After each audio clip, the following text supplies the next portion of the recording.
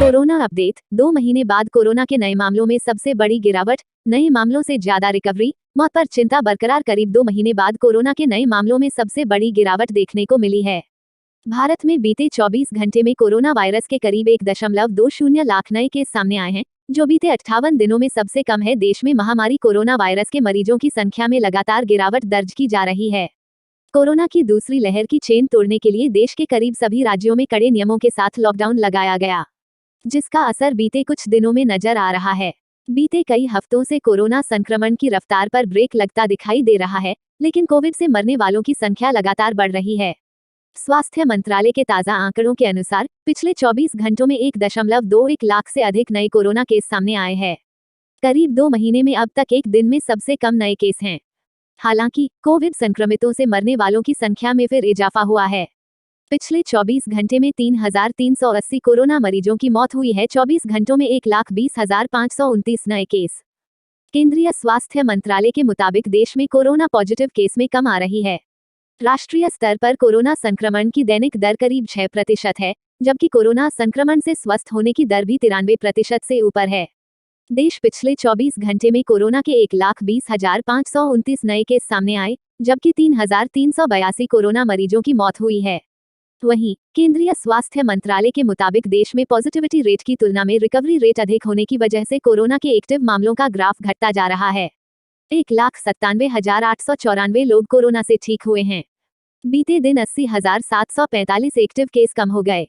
इससे पहले इतने कम कोरोना केस 6 अप्रैल 1.15 लाख को दर्ज किए गए थे, जो बीते 58 दिनों में सबसे कम है। इस तरह से लगातार 9वें दिन कोरोना के रोजाना मिलने वाले नए मामले 2 लाख से कम रहे हैं। नए मामलों से ज्यादा रिकवरी। देश में आज लगातार 23वें दिन कोरोना के नए मामलों से ज्यादा रिकवरी दर्ज की गई है।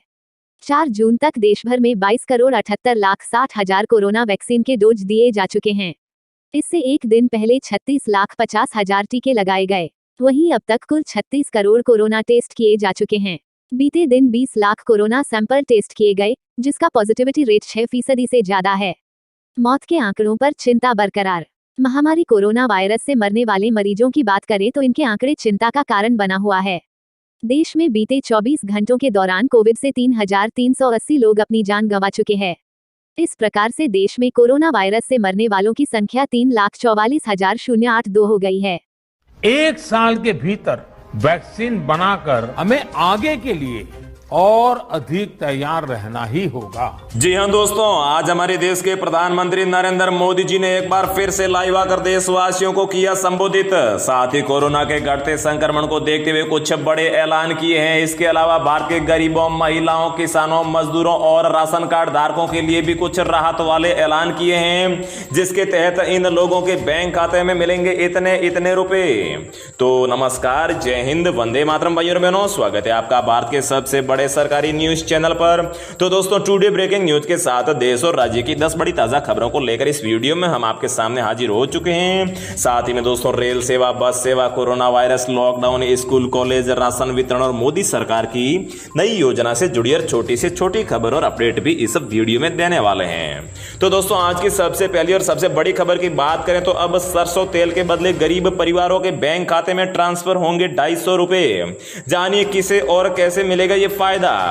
जी हां दोस्तों, अगर आपके पास भी राशन कार्ड है और अगर आप भी राशन कार्ड की मदद से हर महीने सरकार के द्वारा दिए जाने वाले राशन का फायदा उठाते हैं, तो अब आप लोगों को इस राशन के अलावा भी 250 रुपए हर महीने बैंक खाते में मिलने वाले हैं। तो दोस्तों, ये किस प्रकार से मिलेंगे और साथ ही में किन किन राज्य के लोगों को ये फायदा मिलेगा, कुछ ही देर में आगे इस वीडियो में जानने को मिलेगा। अगली खबर की बात करें तो एसबीआई ग्राहकों के लिए जरूरी खबर, बैंक ने बदले ये नियम। जी हां दोस्तों, अगर आपका भी भारतीय स्टेट बैंक मतलब कि एसबीआई बैंक में खाता है तो आप लोगों के लिए एक बुरी खबर आई है, क्योंकि आज यहां पर एसबीआई ने ट्वीट करके ये जानकारी दी है कि अब एसबीआई के इन खाता धारकों से या फिर एसबीआई में अगर किसी का भी खाता है तो उनको अब इतने रुपए चुकाने होंगे, मतलब कि आपके चार्जेज है कुछ बढ़ा दिए गए हैं। तो दोस्तों, एसबीआई ने कौन कौन सी सर्विस के चार्जेस बढ़ाए हैं और साथ ही में कितने चार्जेस चार्जेस बढ़ाए हैं वो भी बताएंगे और इससे आपकी जेब पर कितना असर पड़ेगा उसकी संपूर्ण जानकारी देंगे। अगली खबर की बात करें तो भारत के इन राज्यों में 20,000 करोड़ रुपए के कोविड पैकेज की हुई है घोषणा। तो दोस्तों इस कोविड पैकेज के तहत यहां पर भोजन राशन के अलावा दवाइयां भी दी जाएगी और लोगों के बैंक खाते में भी पैसे सीधे ही ट्रांसफर किए जाएंगे। तो दोस्तों इस योजना के तहत या फिर इस पैकेज के तहत किन किन लोगों को फायदा मिलेगा और किन किन राज्य में यह घोषणा हुई है इसकी भी संपूर्ण जानकारी देंगे। अगली खबर की बात करें तो दोस्तों कोरोना की पहली और दूसरी लहर के बाद अब कोरोना की तीसरी लहर की चिंता सताने लगी है। जी हां दोस्तों 12 साल से कम उम्र के बच्चों पर हमला करेगी तीसरी लहर, जल्द से जल्द हो माता पिता का टीकाकरण। साथ ही यहां पर देश के कुछ चिकित्सा अधिकारियों ने बड़ी एक गाइडलाइंस जारी की है जिसका पालन करना होगा, नहीं तो बाद में कोरोना की तीसरी लहर आने पर काफी चिंताएं बढ़ सकती है। और साथ ही में आज यहां पर वैज्ञानिकों ने बताया है कि कोरोना की तीसरी लहर लगभग 98 दिन चलेगी और इसका प्रकोप पहली और दूसरी लहर से काफी ज्यादा होगा। तो दोस्तों पूरी खबर क्या है जानने के लिए आप वीडियो को लगातार देखते रहिएगा। साथ ही दोस्तों खेत तालाब योजना में किसानों का ऑनलाइन रजिस्ट्रेशन हुआ शुरू, मिलेंगे ये बड़े लाभ। जी हां दोस्तों अगर आप भी अपने खेत में तालाब बनाना चाहते हैं सरकार की तरफ से कुछ अनुदान लेकर, तो दोस्तों आप लोगों के लिए यहाँ पर ऑनलाइन रजिस्ट्रेशन शुरू हो चुके हैं जिसमें आपको सरकार 5 लाख रुपए तक देगी। तो दोस्तों इस योजना का कैसे फायदा उठाना है इसका कुछ ही देर में हम आपको बताएंगे। साथ ही में यहाँ पर इस राज्य सरकार ने किया है बड़ा ऐलान, इन विद्यार्थियों और युवाओं को मिलेगी फ्री स्कूटी। तो दोस्तों किस राज्य के लोगों को या फिर किस राज्य के यहाँ पर विद्यार्थियों को फ्री में स्कूटी मिलेगी वो भी जानेंगे। इसके अलावा दोस्तों अगर आप लोगों को पेंशन मिलती है तो दोस्तों हम आपको बता दें कि पेंशन पाने वालों के लिए एक खुशखबरी आई है। सरकार ने पेंशनर्स के लिए ये एक नियम बदल दिया है और इससे देश के करोड़ों पेंशनर्स को होगा बड़ा लाभ। तो दोस्तों किस प्रकार से कौन सा नियम बदला है जिससे कि आप लोगों को फायदा होगा इसकी संपूर्ण जानकारी देंगे। और दोस्तों जियो और इंटेल के मिलकर आज तक का एक सबसे सस्ता स्मार्टफोन बनाने जा रही है जो यहां पर आपको अब खरीदने का मौका मिल रहा है जिसकी कीमत तो दोस्तों बहुत ही कम है। अगर आप भी ये जो है फोन लेना चाहते हैं तो दोस्तों आपको इस वीडियो में आपको जानकारी देंगे कि किस प्रकार से आप घर पर बैठे इसे बुक कर सकते हैं। तो दोस्तों इस फोन की सबसे बड़ी खासियत यह है कि इस फोन की जितनी कीमत है इसकी ही कीमत का आपको इस फोन में साथ में रिचार्ज भी फ्री दिया जाएगा। तो दोस्तों इतना अच्छा फोन है इसीलिए हम आपको खबर लेकर आए हैं। तो दोस्तों चलिए इन्हीं सभी खबरों को एक एक करके इस वीडियो में हम आपको दे देते हैं। लेकिन दोस्तों आगे बढ़ने से पहले मेरी आपसे एक छोटी सी रिक्वेस्ट है कि अगर आप इस चैनल पर पहली बार आए हैं तो चैनल को सब्सक्राइब कर लीजिए और साथ ही वीडियो को एक लाइक भी जरूर कर दीजिए। तो दोस्तों पहली बड़ी खबर की बात करें तो अब सरसों तेल के लिए आपको बैंक खाते में राशन कार्ड धारकों को मिलेंगे 250 रुपए। जी हां दोस्तों सरकार तेल की महंगाई की चपेट में अब आ गई है और हरियाणा सरकार ने अब सस्ते राशन डिपो पर तेल नहीं बेचने का फैसला किया है। इसके बदले वह अब गरीब लोगों के बैंक खाते में पैसा देगी ताकि लोग मार्केट से तेल खरीद सकें। सरकार ने कहा है कि जून 2021 में हैफेड को सरसों तेल उपलब्ध नहीं हो सका है। किसानों ने सरसों तेल को बाजार में लगभग 6500 रुपए से लेकर 7,000 रुपए प्रति क्विंटल के हिसाब से बेच दिया है। इस कारण से सरकार को सरसों नहीं मिला है। इस महीने लाभार्थियों को राशन डिपो के माध्यम से सरसों तेल का वितरण नहीं किया जा सकेगा। सरकार प्रति परिवार 2 लीटर सरसों का तेल देती थी, उसके बदले अब 250 रुपए मिलेंगे। राज्य सरकार के इस निर्णय से लगभग 11,40,000 परिवारों को जून महीने से सीधे तौर पर उनके बैंक खाते में सरसों तेल का पैसा मिलना शुरू हो जाएगा। अगली खबर की बात करें तो अगर आप लोगों का एसबीआई बैंक में खाता है तो यहां पर ये बदले हैं नियम। जी हां दोस्तों देश का सबसे बड़ा बैंक भारतीय स्टेट बैंक यानी कि एसबीआई कुछ नियमों में बदलाव करने जा रहा है। इसके बाद इस बैंक के ग्राहकों को कुछ सेवाओं के लिए अतिरिक्त पैसे चुकाने होंगे। बताया गया है कि यह नियम 1 जुलाई से लागू होने जा रहा है। स्टेट बैंक अपने सेविंग अकाउंट के चार्जेस में बदलाव करेगी। इसके बाद में बैंक के सेविंग अकाउंट जो ग्राहक है उनके लिए 1 जुलाई से सर्विस चार्ज, नया चेकबुक लेना या फिर एटीएम ट्रांजैक्शन चार्ज महंगा हो जाएगा। बैंक के अनुसार ये सभी चार्ज सेविंग अकाउंट पर लागू होंगे। इसके बाद सेविंग अकाउंट मतलब कि जो बचत खाता है, ग्राहक महीने में 4 बार एटीएम से फ्री में ट्रांजैक्शन कर पाएंगे और 5वीं बार में हर ट्रांजैक्शन पर 15 रुपए का अतिरिक्त चार्ज देना होगा और साथ ही में जीएसटी भी चुकानी होगी। नेक्स्ट अपडेट की बात करें तो दोस्तों केरल ने की 20,000 करोड़ रुपए के दूसरे कोविड पैकेज की घोषणा। जी हां दोस्तों केरल के वित्त मंत्री केन बालगोपाल ने मुख्यमंत्री पिनरई विजयन की दूसरी सरकार के पहले बजट को शुक्रवार को विधानसभा में पेश किया है और कोविड-19 की दूसरी लहर से पैदा हुए संकट से निपटने के लिए 20,000 करोड़ रुपए के पैकेज की घोषणा की है। वित्तीय पैकेज के अलावा उन्होंने 18 वर्ष से अधिक आयु के सभी लोगों को निःशुल्क टीकाकरण के लिए 1,000 करोड़ रुपए देने की भी घोषणा की थी। उन्होंने कहा था कि निःशुल्क टीकाकरण के लिए आवश्यक उपकरण और सुविधाएं सुनिश्चित करने के लिए 500 करोड़ रुपए खर्च किए जाएंगे। साथ ही उन्होंने बताया है कि पूर्व सरकार ने 20,000 करोड़ रुपए आवंटित किए थे, जिसका पूरा इस्तेमाल वैश्विक महामारी से निपटने के लिए किया गया है। और वित्त मंत्री ने आगे कहा कि अब कोविड-19 के दूसरे 20,000 करोड़ रुपए के पैकेज की घोषणा हो गई है। और मंत्री ने इस बात पर जोर दिया है कि नया बजट सभी के लिए स्वास्थ्य और भोजन सुनिश्चित करेगा और साथ ही में संक्रमण की तीसरी लहर ना आए, इसके लिए भी कुछ उपाय करेगा। अगली खबर की बात करें तो दोस्तों यहां पर कोरोना की पहली और दूसरी लहर के बाद चिंता सताने लगी है तीसरी लहर की। जी हां दोस्तों, कोरोना वायरस की दूसरी लहर ने देश को काफी नुकसान दिया है। इस दौरान मामले भी काफी तेजी से बढ़े और लोगों की मौतें भी खूब हुई। लेकिन इसी बीच तीसरी लहर की चर्चा शुरू हो गई है। कहा जा रहा है कि तीसरी लहर में बच्चों को ज्यादा खतरा है। इनसे माता पिता को जल्दी ही यहां पर टीकाकरण कराने की भी बात चल रही है। डॉक्टर देवी शेट्टी ने लिखा है कि कोविड वायरस अधिक से अधिक नए लोगों पर हमला करने के लिए म्यूटेट है। पहली बार के दौरान कोविड ने मुख्य रूप से बुजुर्गों पर हमला किया और दूसरे में उन्होंने युवाओं पर, और इसी प्रकार अब तीसरी लहर में बच्चों पर हमला होने की संभावना है, क्योंकि अधिकांश वयस्क पहले से ही संक्रमित हो चुके होंगे या फिर प्रतिरक्षित मतलब कि जो है कोरोना का टीकाकरण करा चुके होंगे। नेक्स्ट अपडेट की बात करें तो खेत तालाब योजना का जो है ऑनलाइन रजिस्ट्रेशन शुरू हो चुका है। जी हां दोस्तों, उत्तर प्रदेश के कृषि विभाग की ओर से चलाई जा रही खेत तालाब योजना का लाभ लेने के इच्छुक किसानों का रजिस्ट्रेशन शुरू हो चुका है। किसान अपने खेत पर सरकार से कुल लागत का 50% सरकारी अनुदान लेकर तालाब बनवा सकते हैं। सबसे पहले ये योजना बुंदेलखंड में शुरू की गई है और आगे यहाँ पर यह कहा गया है कि इस तालाब की मदद से आप यहाँ पर कृषि भी कर सकते हैं, साथ ही में आप पशुओं के पानी का इंतजाम भी कर सकते हैं और ऐसे तालाब के चारों ओर वृक्षारोपण भी कर सकते हैं। मतलब कि अगर आप अपने खेत में तालाब बनवाते हैं जिसकी लागत 10 लाख रुपए होती है, तो उसका 50% अनुदान मतलब कि 5 लाख रुपए आपको सरकार देगी। अगली खबर की बात करें तो राजस्थान की गहलोत सरकार ने दिव्यांग विद्यार्थियों और युवाओं को राहत प्रदान करते हुए एक अहम फैसला लिया है, जिसके अंतर्गत गहलोत दिव्यांग कॉलेज विद्यार्थियों और युवाओं को 2000 स्कूटी फ्री में वितरित करेगी। इसके लिए सीएम ने 15 करोड़ रुपए के अतिरिक्त बजट को भी मंजूरी दे दी है। नेक्स्ट अपडेट की बात करें तो दोस्तों पेंशन पाने वालों के लिए एक बड़ी खुशखबरी आई है। दरअसल दोस्तों पेंशन को हर साल लाइफ सर्टिफिकेट बैंक में जमा करवाना होता है। मतलब कि जिसे पेंशन मिल रही है वह अब तक जिंदा है या फिर नहीं, उसके सबूत के तौर पर लाइफ सर्टिफिकेट यानी कि जीवन प्रमाण पत्र बैंक में देना होता है। लेकिन पिछले साल भी सुधार किया गया था जिसमें नियम बदल दिया गया था और यह सर्टिफिकेट ऑनलाइन यानी कि किसी भी ई मित्र या फिर सीएससी सेंटर की मदद से जमा करा सकते हैं। बैंक जाने की अनिवार्यता को पहले खत्म कर दिया था, लेकिन इसके साथ ही आधार कार्ड डिटेल देना अनिवार्य होता था और अब यह नियम भी निकाला गया है कि जिसके तहत अब आपको सिर्फ लाइफ सर्टिफिकेट देना होगा। आधार कार्ड की अनिवार्यता को भी अब सरकार ने समाप्त कर दिया है। नेक्स्ट अपडेट की बात करें तो दोस्तों किफायती स्मार्टफोन बनाने वाली कंपनी इंटेल और रिलायंस जियो के साथ मिलकर अपने A23 Pro 4G स्मार्टफोन को शानदार डील में खरीदने का मौका दे रही है। इस स्मार्टफोन की शुरुआती कीमत 4,999 रुपए थी, लेकिन डील के तहत जियो यूजर्स को यह 3,899 रुपए में खरीदने का मौका मिल रहा है। खास बात यह है कि फोन की खरीद के साथ यूजर्स को 3,000 रुपए के जो है रिचार्ज बेनिफिट भी ऑफर किए जा रहे हैं और 3,000 रुपए का रिचार्ज बेनिफिट यूजर्स को कई वाउचर्स के रूप में मिलेगा। इसे रिडीम करने के लिए यूजर्स को अपना जियो नंबर 249 रुपए या फिर इससे ऊपर के प्लान से रिचार्ज करना होगा। अगर आप भी ये स्मार्टफोन लेना चाहते हैं तो आप जून के महीने से ये ले सकते हैं। फोन को रिलायंस जियो स्टोर, माई जियो स्टोर या फिर रिलायंस डिजिटल.in और रिटेल स्टोर से खरीदा जा सकता है। तो दोस्तों रोजाना ऐसी ही खबरें पाते रहने के लिए चैनल को सब्सक्राइब करके बेल आइकन को प्रेस कर लीजिए। जय हिंद, वंदे मातरम।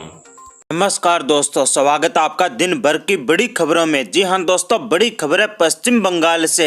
बंगाल की मुख्यमंत्री ममता बनर्जी ने एक और झटका दिया प्रधानमंत्री नरेंद्र मोदी को।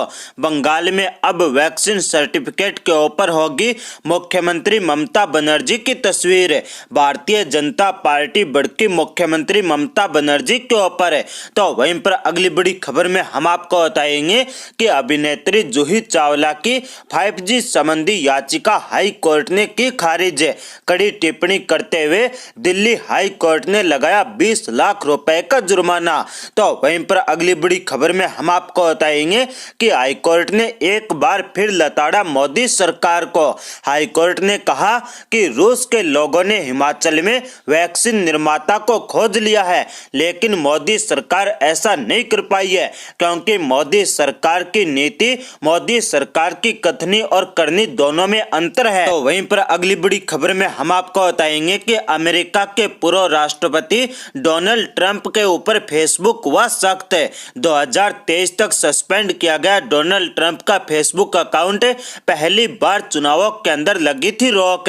तो वहीं पर अगली बड़ी खबर में हम आपको बताएंगे कि बाबा रामदेव के ऊपर बढ़ के बीएचयू के प्रोफेसर कहा कि रामदेव का मानसिक संतुलन बिगड़ गया है, बोले कि रामदेव के ऊपर होनी चाहिए कानूनी कार्रवाई।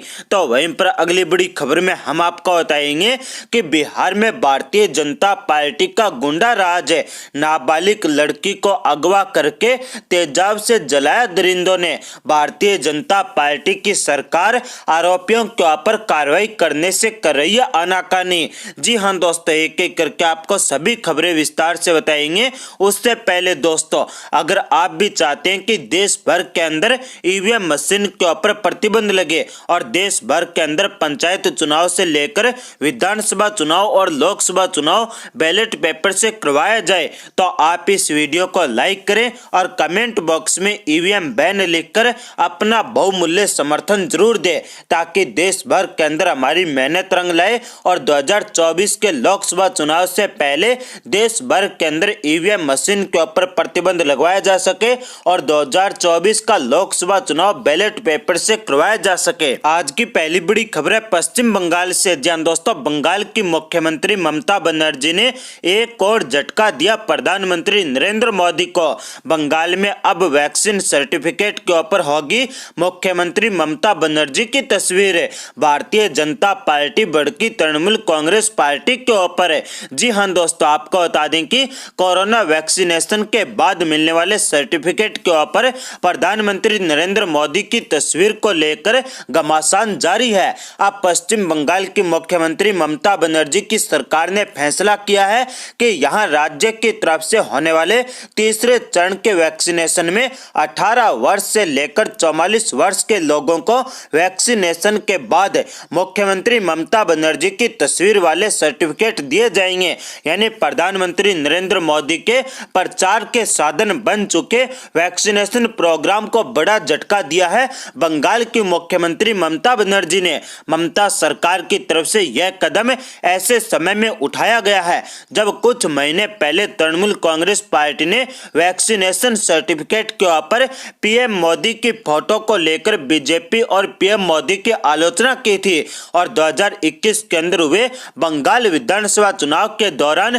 टीएमसी ने इस मुद्दे के ऊपर चुनाव आयोग में शिकायत की थी और टीएमसी ने वैक्सीनेशन के बाद मिलने वाले सर्टिफिकेट के ऊपर प्रधानमंत्री मोदी की तस्वीर को आचार संहिता का उल्लंघन बताया था।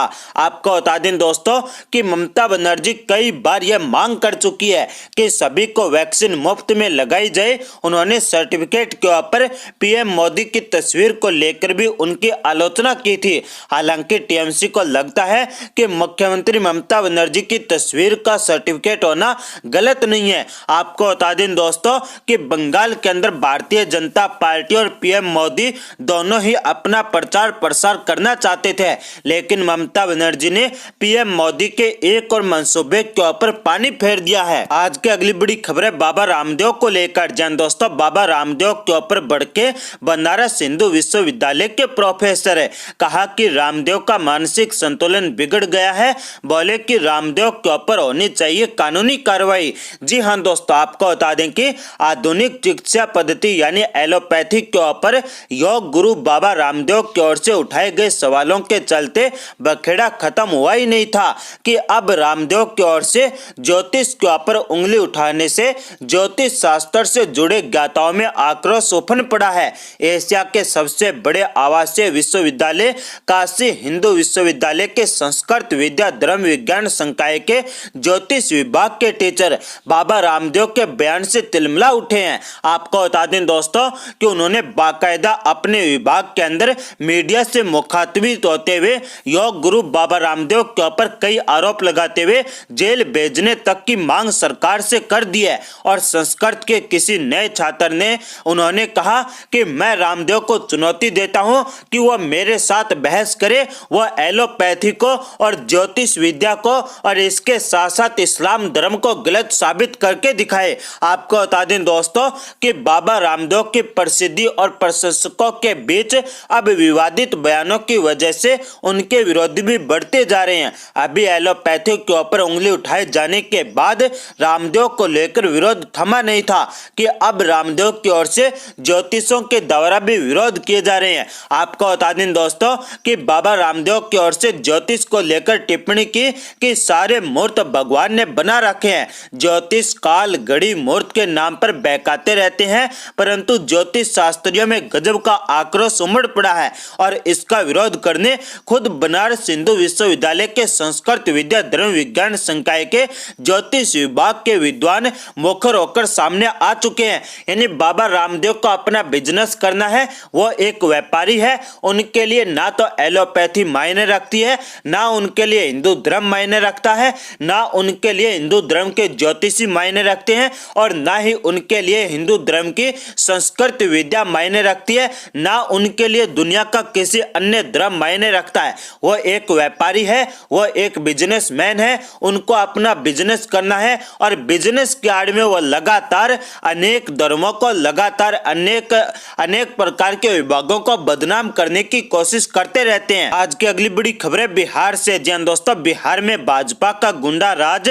नाबालिग लड़की को अगवा करके तेजाब से जलाया। दरिंदों ने भाजपा सरकार आरोपियों के ऊपर कार्रवाई करने से कर रही है आनाकानी। जी हां दोस्तों, आपको बता दें कि बिहार के मुजफ्फरपुर में एक दिल दहला देने वाला मामला सामने आया है, जहां पर कुछ दरिंदों ने पहले एक नाबालिग लड़की का अपहरण किया और फिर उसे तेजाब से जलाकर मौत के घाट उतार दिया। लड़की के परिजनों का आरोप है कि पहले उनकी बेटी के साथ बलात्कार किया गया और फिर बेरहमी से उसकी हत्या कर दी गई। हालांकि इस मामले में पुलिस ने 3 लोगों को हिरासत में लिया है, लेकिन पुलिस और नेताओं के दबाव में आकर पुलिस के द्वारा दरिंदों के ऊपर कार्रवाई नहीं की जा रही है। आपको बता दें दोस्तों कि बिहार के अंदर आए दिन इस प्रकार की घटनाएं सामने आ रही है, जबकि भाजपा जेडीयू के गठबंधन की सरकार ये घटनाएं रोकने में पूरी तरह से विफल साबित हुई है। तो वहीं पर दूसरी तरफ अभिनेत्री जूही चावला की 5G संबंधित याचिका के ऊपर हाईकोर्ट ने उनकी याचिका को किया खारिज। कड़ी टिप्पणी करते हुए हाईकोर्ट ने जूही चावला के ऊपर लगाया 20 लाख रुपए का जुर्माना। जी हां दोस्तों, आपको बता दें कि दिल्ली हाई कोर्ट ने बॉलीवुड एक्टर जूही चावला की 5G वायरलेस नेटवर्क प्रौद्योगिकी को चुनौती देने के मुकदमे को खारिज कर दिया गया। इसके साथ ही कोर्ट ने कड़ी टिप्पणी करते हुए जूही चावला के ऊपर 20 लाख रुपए का हर्जाना भी लगाया है। गौरतलब है कि इससे पहले हाई कोर्ट ने भारत के अंदर 5G टेक्नोलॉजी के क्रियान्वयन के खिलाफ बॉलीवुड एक्टर जूही चावला की याचिका पर अपना आदेश सुरक्षित रखा था। जूही चावला ने देश के अंदर 5G वायरलेस नेटवर्क स्थापित करने के खिलाफ सोमवार को हाई कोर्ट के अंदर याचिका दायर की थी। उन्होंने इसमें नागरिकों, जानवरों, वनस्पतियों और जीवों के ऊपर इस प्रौद्योगिकी विकिरण के प्रभाव संबंधी मुद्दों को उठाया था। आपको बता दें दोस्तों कि आज देश के अंदर हर कोई पर्यावरणविद बन रहा है, लगातार पर्यावरण की मांग उठा रहे हैं 5G को लेकर, लेकिन पर्यावरण के लिए काम करने के लिए कोई भी आगे नहीं आना।